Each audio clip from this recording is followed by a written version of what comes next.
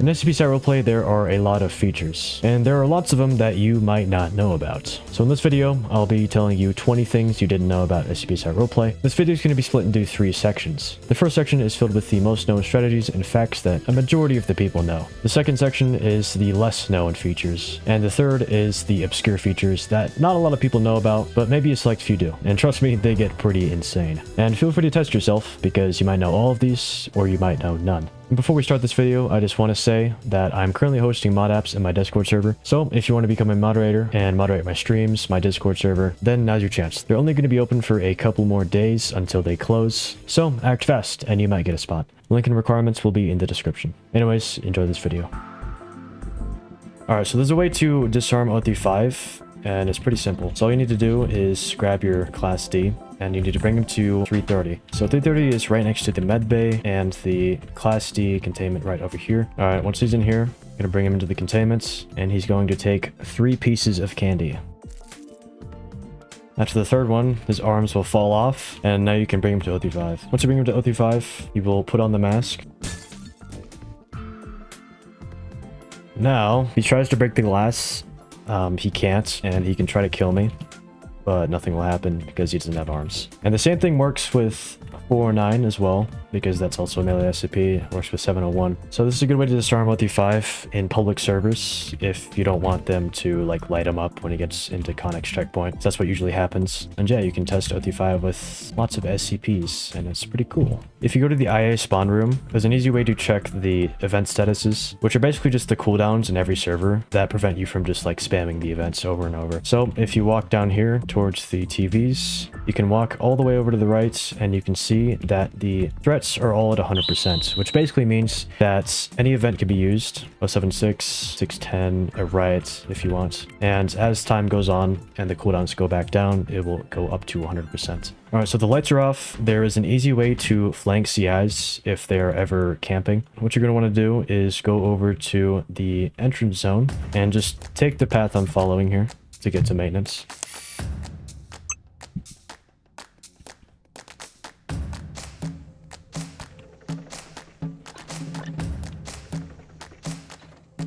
Once you're here, this is a sort of connecting area to the tram line and the maintenance zone right here if you've never been here before. So you're going to go straight through these 2 doors, and you're going to see you found yourself in maintenance. Once you get inside of here, you're going to want to be on the lookout for any CIs. Maintenance closet's right there, and the coolants are over there. These are the generators right ahead. So I'm going to run in, look for any CIs.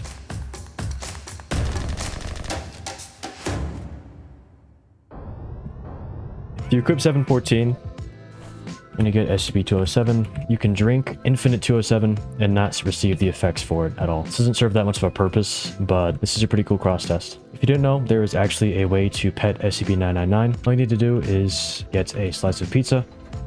You can also get these from Admin Zone or CDC. Once you make it to 999, you can hold out a slice of pizza, and it will actually lead them. So if you want to lead them around the map, you can. So once you feed them, it will give you a petting prompt. There's also a similar property with coffee. Once you feed him this, he will spin in circles for a couple of seconds, which is a pretty cool Easter egg. Soda actually works in the same way as a coffee. You get a soda from a vending machine, you can actually give it to him and he'll have the same type of sugar rush as he did just now. So if you play ISD often, you might know that there is a motion sensor spot that you can place. And CI coming from the tram cannot break this. You cannot shoot through it. And you also can't get it with the crowbar or blowtorch. So this is basically just an invincible motion detector. But most people don't know this spot. So if you go to coolant pumps and you put a sensor down here, as you can see, this sensor is also indestructible. And if a CI decides to walk through this door, they will get detected. And there's nothing they can do about this. They can try to shoot the sensor. They can also try to break it with the blowtorch. And it is still invincible. They can kill you, and that's the only way they can despawn these motion sensors. If you're down at SCP-610 and see that one of the coolants are broken, there's actually something you can do about that.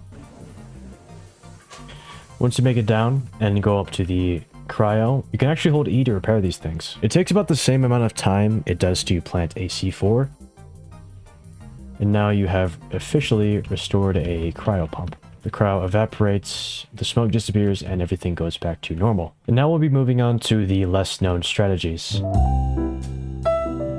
If you're ever getting jumped by a CI and Connex checkpoint,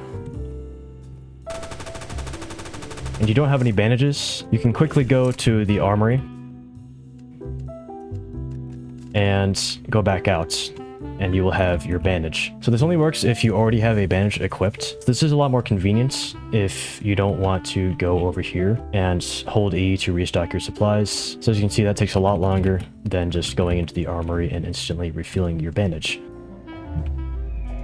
There is a better spot to camp in coolants. So instead of going here in the corner where you can get jumped from both sides, or going outside where you leave an entrance open and vulnerable, you can actually get on top of this little, I don't know what to call it, this little board here. It takes a couple of tries, but once you get up here, you're going to want to jump back like that while in sprint mode. After this, you're going to want to jump on the pipe, go around, and jump up here as well. So once you're up here, you have quite the vantage points, and you have coverage of both locations of FP going inside of the coolants here. And now, if any FP decides to enter and turn the pumps back on, they won't know where they're getting shot from at first. You can pretty easily kill people. And yeah, that is a pretty insane spot, because when you go inside, you're not usually looking up. So you probably won't see the CIA camping on top of the pipe. There are a couple of Easter eggs that are in the medbay spawn. Once you get into the ER hallway and go straight ahead, there is a How to Think book, which is really funny because some people in this game, I think they kind of need this book, I'm not gonna lie. Go through these doors right here. Go into storage. There is SCP-500, which basically is a bottle of pills that heals all diseases. I won't go into full detail of it here, but it is really cool, and you should do some reading on it. So there's a cool test you can do with 457. First, you're gonna need a CD and get him a 403, which is basically just the lighter. 403 is right next to the armory over here if you go straight down this hallway. And you're also going to need a SCP-310. You're going to have the CD grab the sample tool right here, and then you're going to want him to grab the SCP through the sample tool right here. Now, once you have both of these SCPs, you're going to head straight to 457. Okay, once you make it to 457, you're going to get to your 2 CDs and lead them all the way down to the inner containment. Now, once you have your 2 CDs, you're going to have the 310 holder hide, while the 407 holder is going to give his offering to 457 first. You open the door, and then after he lights it up, he is now massive. Then you're going to have the 310 instance light himself on fire. And now you have a massive 457. This one takes substantially longer to shrink with the sprinkler system. Once you go down and open the door, going to open, and he is super fast. I don't think I'll be able to run away after this. So yeah, if this thing were to breach, it would be really bad for the site. If you ever find yourself in the nuke room, you can go into the beta warheads, and if you go over here, you're gonna see a little Roblox avatar down there. This is actually one of the devs, administrative admin, and yeah, this is a pretty cool Easter egg if you haven't seen it before. And make sure you don't actually jump down here, because there is no barrier, as you can see, and you will die if you jump down there. So, quick word of advice. And while we're already inside of the nuke room, if you nuke the site, and you can't make it to the nuke shelter in time, there's actually a way to survive it. There is an SCP you can go to that is right outside of the armory. It is SCP-1499. You can go in here and go to the gas mask. And as you can hear, The surface gate has been sealed to ensure containment of on-site SCPs. Find shelter now. and at this point, you probably won't be able to make it to nuke shelter in time. So, by staying in here,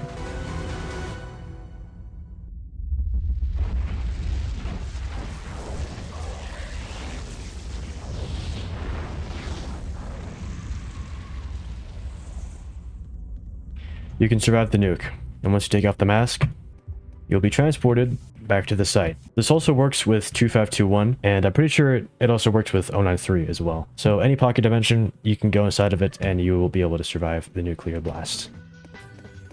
If there's ever an SCP breached in Connex, there's actually a way to recontain him without using lavender. or any special recontainment thing. So, if I can do this right, I can actually lead him into his containments, into this cabin, and then I can self-sacrifice. So now I've recontained SCP-049 without the use of any special tools at all. Now you can also try to run back and close the door, but that is a little bit more risky, and you could run the risk of having him just soft breached instead of recontained. Okay, there is a way to recontain SCPs that require shooting to pacify, and it is called pinging. Okay, once he's aggroed, he's going to hide, then I'm going to shoot him. I'm gonna hide. He's gonna go. Once he hides, I go back out. Then we just repeat this process until he is recontained.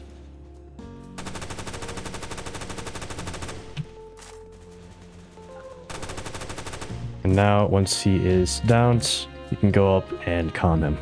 Now, preferably you'd want to be in VC with this, because this is probably very hard to coordinate in Roblox chat. Now, that was a pretty close example. You can also do it with these two barriers here. This gives you a little bit more time. That is how you recontain 049 like a pro.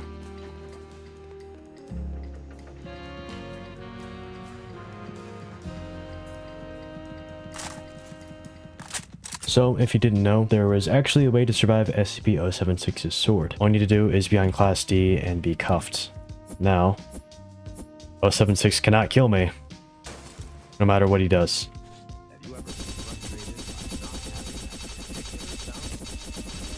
And yeah, this is pretty insane. I'm not gonna lie, this isn't very realistic, but if you're cuffed, you're just invulnerable against 076, which is pretty cool. As most of you know, the disease book is an SCP that if you read something out of it, such as severe hemorrhage, that's what you get. If you read 1025 next to a zombie, you will get a disease that I don't really know how to pronounce, which is basically just the zombie virus. And as you can see, I am now an 08 instance. This also works with multiple other SCPs, such as SCP-409. I will get crystalline ossification. And now, I am SCP-409. Now, this doesn't work if you stand next to the crystal itself. It has to be an instance of the SCP you're trying to get infected by. This also works with SCPs in Connex, such as SCP-017. So, if I come in here, look at the shadow boy here, and open the book up, bodily disintegration. So you actually have to be pretty close to 017 in order to get its effects of disintegration, but it is still pretty cool for, you know, testing and stuff like that. But there is one more SCP that this works on, and it's pretty insane. SCP-1025 can be used on SCP-610, whether you want to believe it or not. I'm about to show you. So if you take out the book and you open it near the pool,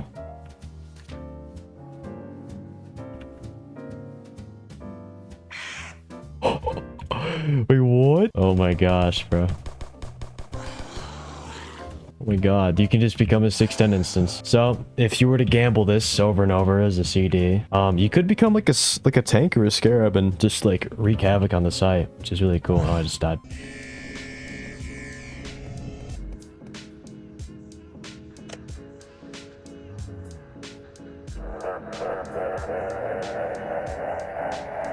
SCP-2006 has a lot of very powerful forms, but you probably didn't know about one that is a lot more overpowered. The Bateman form is one of the hardest forms to get in this game, and it is basically a form dedicated to one of the developers, Melstead. The first thing you want to do is head to SCP-2006, and go straight to the media storage. You can grab any tape you'd like from these filing cabinets here, and once you've gathered one, you're going to head to SCP-914. Once you made it to SCP-914 with your precious 2006 tape, you're going to go in here and put the cassette tape inside. Now, the only setting you want to put this on is very fine.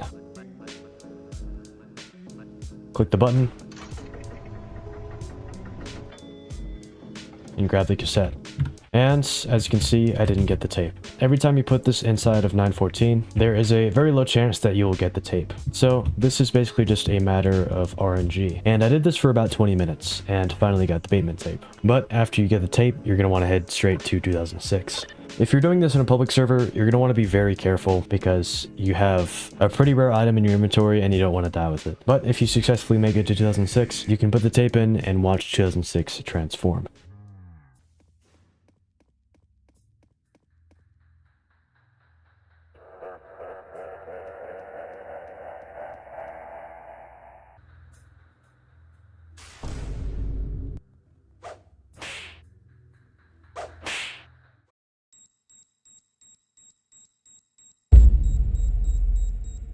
If you breach SCP-610, and you are struggling to hold back the hive mind instances, there's actually something you can do about that. So if you ever find yourself behind one of these spawn points, you can actually destroy these. So if I put my flamethrower and just start lighting it up. And now, since the hive mind is right there, this 610 instance will spawn all the way back down at lower Connex, as you can see. So the next nearest checkpoint is right here. If you keep destroying these, it'll eventually get to the point where the hive mind creates another checkpoint and you have to go over and destroy that one. So this can be very useful, but you need to be in coordination with your teammates or else this won't work. There is a very overpowered mutation of SCPs that you can use in this game, and if you can accomplish this, you'll be almost unstoppable. First SCP you're going to want to go to is SCP-207. It's right outside the CDC, so it's not too hard to find. So you're going to want to grab it, but you're not going to want to drink it, so don't drink this. Next, you're going to head to 1056, which is right across from the med center. You're going to go in here, and you're going to be shrunk down to 10 seconds. So now, once you've been shrunk, you can now drink the cola. So now you are a very small SCP that is very hard to shoot. That'll be important later. So now you want to go over to SCP-034, which is right next to 701. And if you go down this hallway, checkpoint is on the right here. So grab the knife and don't use it because you're going to go to SCP-049. Once you are at SCP-049, you're going to want to go in here, find 049, and stab him. So now I am SCP-049. And the last SCP to finish this mutation is 409. Once you've made it to 409, you're going to want to go inside and get infected by 409. And once you're infected, you are now a very small, hard to hit, speedy 049. So now what I can do is I can run around the site and kill people. So if Seth here were to try to kill me,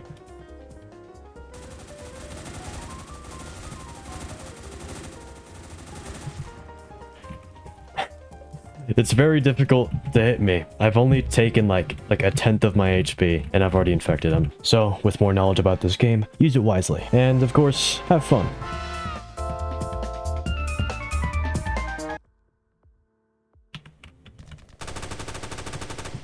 You didn't even like take a single, you didn't even damage me for one. So we're just fucking washed. Oh, man. You know, I'm getting the M4 out. Screw this. The M4 is not gonna help you, bro.